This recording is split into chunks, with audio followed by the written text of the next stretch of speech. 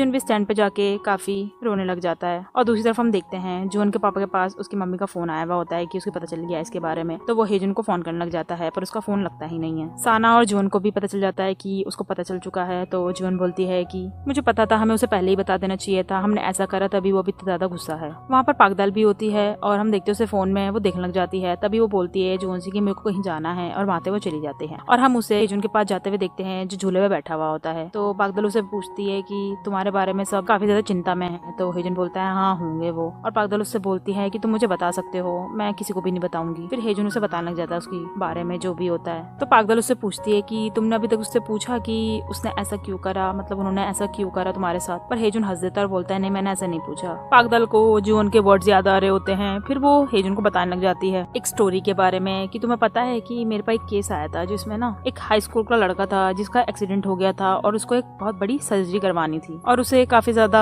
मुश्किल लगी उसको अपने नॉर्मल लाइफ में आने के लिए। वो चाहता था जिसने उसका एक्सीडेंट करा है उसको काफी ज्यादा पनिशमेंट मिले, पर उसके पापा ने उस एक्सीडेंट करवाने वालों को सेटलमेंट करवा दी थी और उसको कोई पनिशमेंट नहीं मिली। उस वजह से उसकी पत्नी और उसके बेटे दोनों को दोनों काफी ज्यादा गुस्सा हो गए थे उसके ऊपर और उसे बोलने लगे थे कि तुम ऐसा कैसे कर सकते हो, तुमने सिर्फ पैसों की ही चिंता करी, तुमने इसलिए ऐसा करा। इसकी वजह से उस बच्चे की पापा और मम्मी का डिवोर्स भी हो गया था जिसकी वजह से उसका पापा अकेला ही रह गया था। तो हेजन बोलता है कि कुछ पेरेंट्स सिर्फ पैसों के लिए ही चिंता करते हैं। तो पागदाल उसे देखने लग जाती है। फिर वो बताती है पर उसके पापा कुछ टाइम के बाद मर गए थे, उनको कैंसर था। ये सुनकर हेजन उसे देखने लग जाता है। फिर पागदाल बताती है कि वो अकेला ही मर गया था क्योंकि उसने सोचा था कि उसकी पत्नी और उसके बेटे को पैसों की जरूरत पड़ेगी जब वो मर जाएगा, तो उसने सर्जरी नहीं करवाई और उन पैसों को बचाकर उनके लिए रख दिया था। सबको लगता था कि उसने अपनी फैमिली को छोड़ दिया है पर उसने सिर्फ अपनी फैमिली को बचाने के लिए ये चीजें करी थी। तो हेजन भी काफी ज्यादा सोच में पड़ जाता है और बोलता है तो तुम कह रही हो कि मेरी मम्मी की भी कोई मजबूरी रही होगी तभी वो ऐसा कर रही हैं और मेरे पास आ नहीं पाई थी। तो पागदाल बोलती है कि मैं बस ये बता रही हूँ कि हो सकता है कि उनके पास कोई चॉइस ही नहीं रही और उन्हें ये चीज करना पड़े। फिर हेजन सोच में पड़ जाता है और अगले दिन हम उसे देखते हैं उसकी माँ के शॉप के बाहर। उसकी माँ आती है और वो दोनों अंदर की तरफ बैठ के बातें करने लग जाते हैं।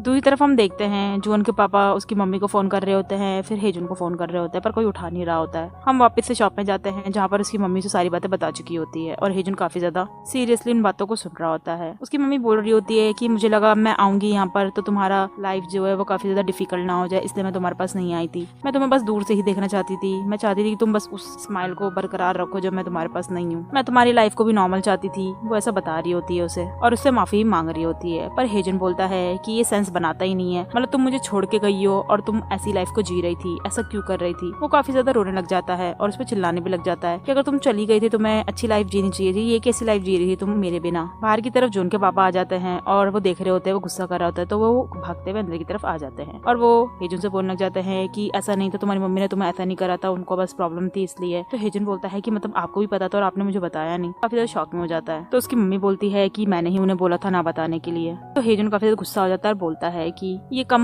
दर्द कैसे होगा, आपने ऐसा क्यों करा। अब मैं मतलब किसी को कुछ बोल भी नहीं सकता हूँ कि यहाँ पर किसी की गलती भी नहीं है, सब मेरे साथ ही ऐसा क्यों कर रहे हो। वो काफी ज्यादा रोने भी लग जाता है वहाँ पे और उसकी मम्मी भी काफी ज्यादा रोने लग जाती है और वो तीनों वहाँ पर काफी ज्यादा दुखी हो रहे होते हैं। अगले सीन में हम देखते हैं हेजन की मम्मी हेजन और जून के पापा डाइनिंग टेबल को तैयार कर रहे होते हैं और वहाँ पर उसकी मम्मी काफी ज्यादा स्माइल कर रही होती है और हेजन भी। फिर जून को देखते हैं जो साना को बोल रही होती है कि हमें ऐसा एक्ट करना है कि हमें पता ही नहीं था उनके बारे में। तो साना बोलता है हाँ हम ऐसा ही करेंगे और वो दोनों ऊपर की तरफ चलने जाते हैं। वो डाइनिंग टेबल पे जाते हैं और हेजन की मम्मी को देख के ऐसा रिएक्ट करते हैं कि उन्होंने काफी टाइम के बाद देखा है उन्हें, और हेजन की मम्मी भी ऐसा ही बोलने लग जाती है। फिर वो डाइनिंग टेबल पे बैठकर लंच करने लग जाते हैं और जून हेजन और साना को एक एक पीस देती है खाने के लिए जिसे हेजन की मम्मी देख रही होती है और वो जून को भी देखती है कैसे खाते हुए। फिर वो बचपन का याद करने लग जाती है कि ये कैसे वो खाती है खाना, और साना और हेजन भी। फ्लैशबैक खत्म होने के बाद जून बोलती है कि कितना अच्छा बना है और वो काफी ज्यादा स्माइल कर रही होती है। फिर हेजन की मम्मी उन्हें थैंक यू बोलने लग जाती है पर जून के पापा बोलते हैं पर तुम्हें ऐसा बोलने की जरूरत नहीं है और उसे बोलता है कि सॉरी मत बोला करो हर बात के लिए और या फिर थैंक यू भी। हेजन की मम्मी खाना को टेस्ट करती है और बोलती है कि ये अभी भी वैसा ही टेस्टी है जैसा पहले की तरफ था, और वो सारे मिलकर काफी ज्यादा खुश होकर बातें करने लग जाते हैं। हम छत पे देखते हैं जहाँ पर हेजन साना और जून बातें कर रहे होते हैं और जून और साना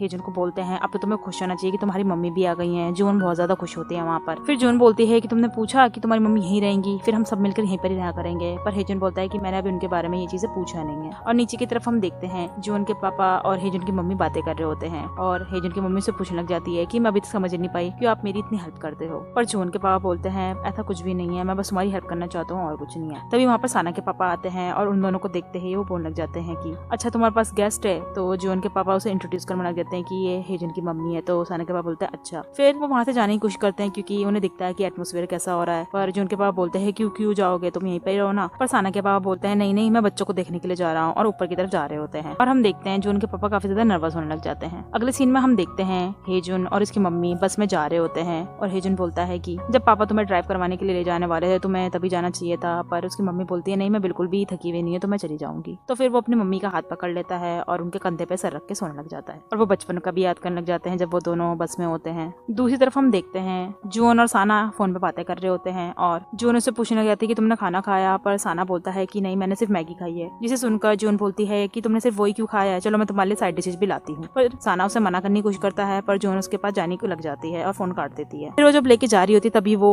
रुक जाती है और सोच में डूब जाती है, और उसे कुछ फ्लैशबैक आने लग जाते हैं जिसमें वो डाइनिंग टेबल पर बैठे हुए होते हैं और नूडल्स को खा रहे होते हैं। पर तभी एकदम एक नूडल आ जाता है उनके मुंह में, और वो दोनों एक ही नूडल को खाने लग जाते हैं। फिर वो एक दूसरे को देख रहे होते हैं और काफी ज्यादा अलग ही एटमोसफेयर हो जाता है वहाँ पर, और फ्लैशबैक खत्म हो जाता है यहीं पर ही। फिर जून बोलती है कि नहीं मुझे नहीं आना चाहिए ऐसा, और वो काफी ज्यादा पैनिक करने लग जाती है। और दूसरी तरफ हम देखते हैं साना भी काफी ज्यादा पैनिक कर रहा होता है और प्रैक्टिस भी करने लग जाता है कि मैं ये कहूंगा, पर वो काफी ज्यादा बोलता है कि नहीं मैं ऐसा नहीं कर पाऊंगा, और अंदर की तरफ चेंज करने के लिए चला जाता है। अगले ही पल हम दोनों को देखते हैं काफी ज्यादा ड्रेसअप होते हुए और बटन को ऊपर तक बंद करते हुए। वो दोनों काफी ज्यादा पैनिक कर रहे होते हैं और काफी ज्यादा नर्वस भी होते हैं वहाँ पर, और बातें भी कर रहे होते हैं एक दूसरे से। फिर जून बोलती है चलो मुझे यहाँ से जाना ही चाहिए। तो साना बोलता है कि ठीक है तुम चले जाओ, और जब जून जा रही होती है साना उसे रोक लेता है और बोलता है कि कल मैं पापा से हम दोनों के बारे में बात, और वो जुआन नहीं सुन के चली जाती है वहाँ से। तो साना अपना टेबल पे सरमान लग जाता है। दूसरी तरफ हम देखते हैं हेजुन और पागदाल को, जिसमें हेजुन पागदाल के साथ उसकी हेल्प कर रहा होता है क्योंकि वो चल नहीं पा रही होती है और वो हॉस्पिटल से जा रहे होते हैं। तभी वहाँ पर हीजू आ जाती है और हेजुन से वो बोलने लग जाती है कि मुझे तुमसे कुछ बात करनी है। पर पागदाल बोलती है कि नहीं मुझे